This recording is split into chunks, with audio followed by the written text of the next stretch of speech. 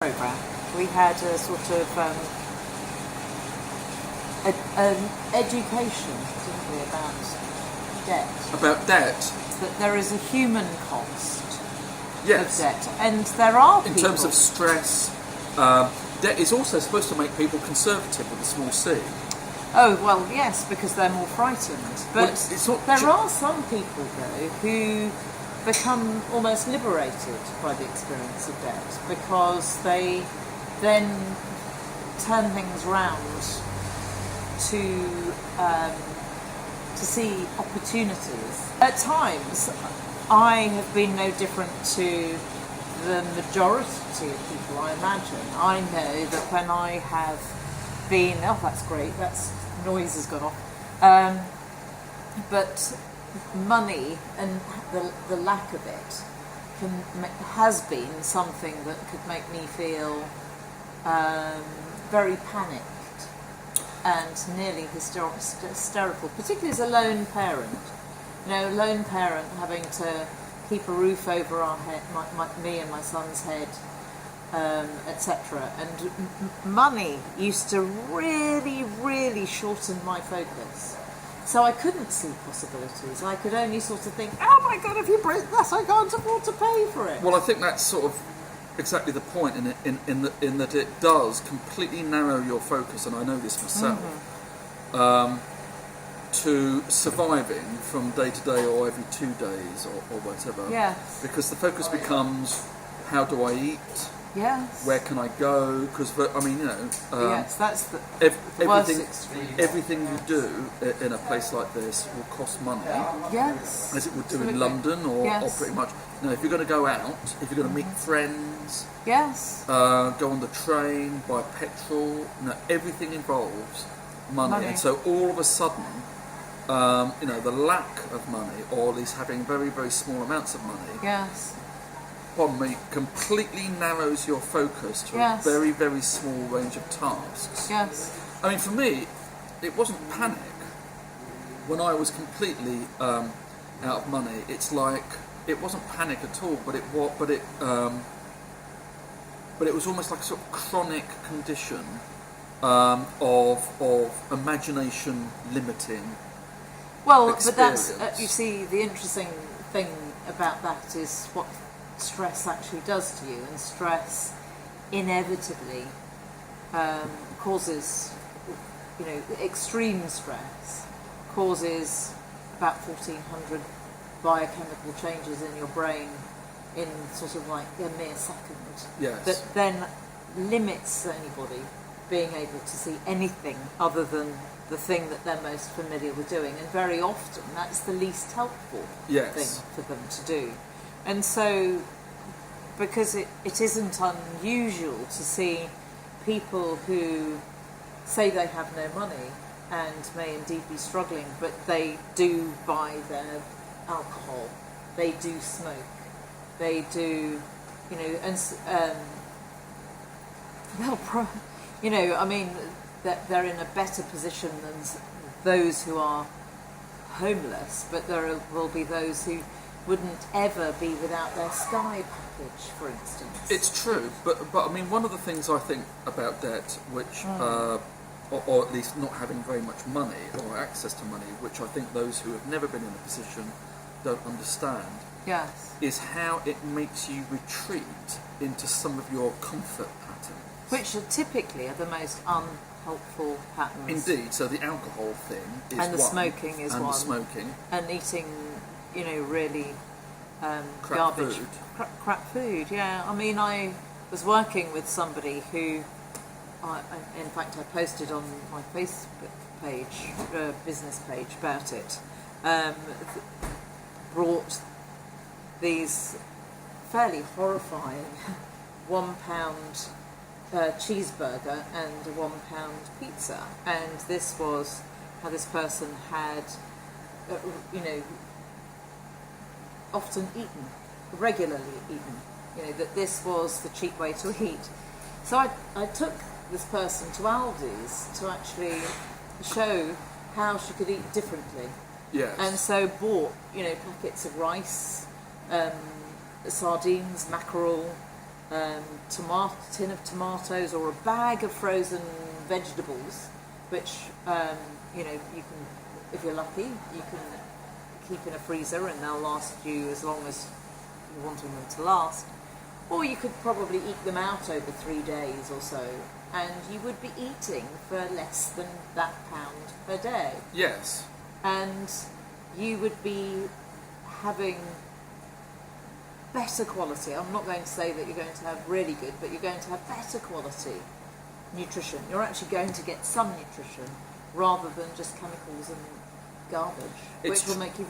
And this person actually noted that when she ate the food that she bought for under £1 from Aldi's, that she didn't feel hungry for many hours. Whereas when she ate the pizzas and the stuff, she would be feeling hungry very, very quickly. Yeah. And people need to be educated, I think, that they can take better care of themselves. And they will fare better, even in times of extreme stress and very little money, by doing things for themselves. And that doing something for themselves will probably make them feel so much healthier and happier and more in control. But you do also need nutrients and other points. Well, you need nutrients, but you also need moments when you feel you're actually having a little luxury. So, what was luxury for you then? What's luxury? A beer. Oh, a beer. Get myself a bottle of beer. Yes. Or a chocolatey stout, which I always like. Or it would be something like some dark chocolate. Oh, dark chocolate. That's good though. Low GI, keep you going, and rich in antioxidants. So that would actually keep you going, and that actually boosts your endorphins. So you feel better. And you do need to reward yourself from actually for actually getting through. Indeed, but difficult times. But what I find with an awful lot of the clients that I've worked with is that they are so used to rewarding themselves with, crisps, sweets, biscuits, chocolate, typically milk, or milk chocolate, which is high GI, and they are spending enormous amounts of money. Actually, if you add it all together, what people are spending, say over a month, they would be really amazed at how much money they are spending on stuff that is actually poisoning them. It's not treating them. No. It's doing exactly the opposite. And people need to find, sort of open their minds to looking at other ways of thinking and other ways of what they can, things that they can do in order to live better on the amount of money that they do. Even things like TV, people will pay. It's one of their must-haves is the Sky package at whatever level they are able to have it. But it's brain-numbing time. Takes valuable time, and they could be building something different for their own lives, and they're almost being put in a trance, really, so that they aren't paying attention to how much they're being misled by these supposed must-haves, when they're living actually in a very disparate, unfair world. They don't see themselves as being misled. They just want the gratification of something that they know that they enjoy, and it actually brings them a certain sense of comfort and certainty. Yes, but so many people, actually, when they have eaten their packet of biscuits or they've eaten the cake, they feel really bad. So they don't feel good about it. They feel bad. That might be true, but they'll actually feel a high in the first place. Because it's like smoking. Right. Yes. I mean, I remember when I used to work for the NHS, Yeah. that was the time, strangely enough, when I spoke the most. I've hardly spoke at all since leaving the NHS. And the thing about... What, so leaving the NHS is good for your health? in my experience... In my experience too. Smoking took me out of the office. There was this constant sense of not being in control. So actually being able to do your own roll-up Yes. in a separate room away from the office, and actually then smoke something. Oh, yes. It's like you got a great deal of satisfaction from that. But of course you then later feel shit for doing it. We seem to have moved on some way from debt. And its impact on us, as ever. As ever, yes. But I think that if we're looking at really a list of the impacts that, you know, debt has, the stress reduces people's ability to see other options, so they couldn't possibly see what else they could do. I mean, if you think that most people who are in what's known as pay-as-you-earn taxes pay about 50% of their income in a variety of taxes. So it takes them at least 6 months of the year to actually have paid their taxes, and they're working for nobody else other than the government, the council, etc. And then they have 6 months of the year where they earn to live. And people these days, because they've got all kinds of grim ways that their employers contract them, so zero contract hours are a sort of case in hand whereby people can never know whether they're going to be able to earn enough to pay the bills that they have, and so they end up borrowing in order to just live to the end of the month. There's been a lot of publicity about that. And just recently there's been a lot of concern expressed by the Bank of England because unsecured consumer debt has shot up. It's higher now than it was indeed.